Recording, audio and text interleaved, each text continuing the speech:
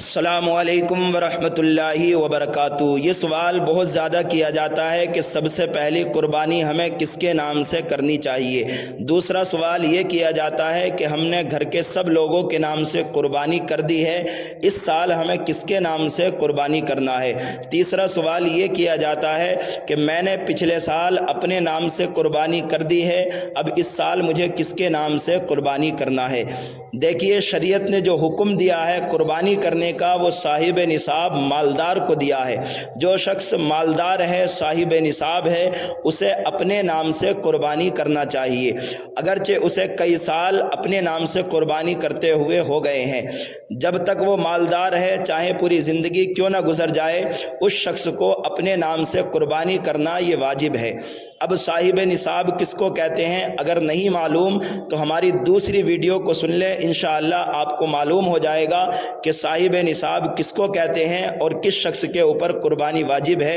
ان دوسری ویڈیو کے اندر میں نے اس کو بیان کر دیا ہے۔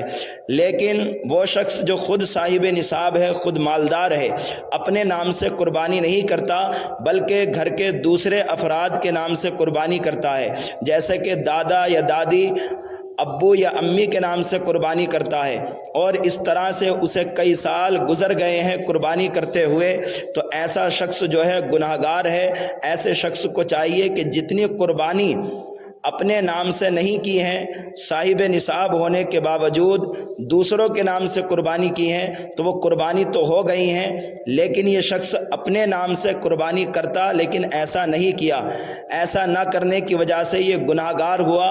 اب اس کو چاہیے کہ وہ سچی توبہ کرے اور ایک ایسا جانور جو درمیانے قد کا ہو، زیادہ قیمت کا بھی نہ ہو اور زیادہ کم قیمت کا بھی نہ ہو، ایسی بکری کو خرید کر یا تو زندہ اس کو صدقہ کر دے یا پھر اس کی قیمت صدقہ کرے۔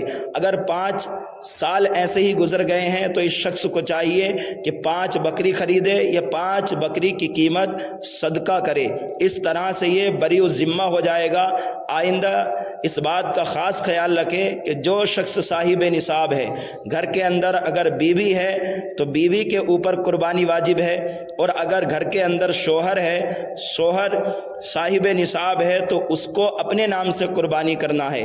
اگر وہ شخص چاہتا ہے کہ میں دوسروں کے نام سے، یعنی اپنے ابا کے نام سے یا امی کے نام سے یا بچوں کے نام سے قربانی کروں، تو اس شخص کو چاہیے کہ اپنے حصے کے ساتھ میں جو ہے ایک حصہ اور ملائے، ایک حصہ اپنے نام سے کرے اور دوسرا حصہ جس کو وہ چاہتا ہے اس کے نام سے قربانی کرے، تو اس طرح سے جائز اور درست ہوگا، اس کا واجب بھی ادا ہو جائے گا اور دوسرے کے نام سے جو قربانی کی ہے وہ بھی درست ہوگی۔ جو لوگ ایسا کرتے ہیں کہ نمبر باری سے پہلے دادا کا، پھر دادی کا، پھر ابا کا، پھر امی کا، پھر بڑے بھائی کا، پھر بڑی بھابھی کا، اس طرح سے جو ہے نمبر باری سے قربانی کرتے ہیں، شریعت نے یہ کوئی قاعدہ قانون نہیں لگایا ہے کہ سب کے نام سے آپ کو قربانی کرنا ہے، بلکہ شریعت نے حکم دیا ہے کہ جو صاحب نصاب ہے، مالدار ہے، اسے اپنے نام سے قربانی کرنی ہے۔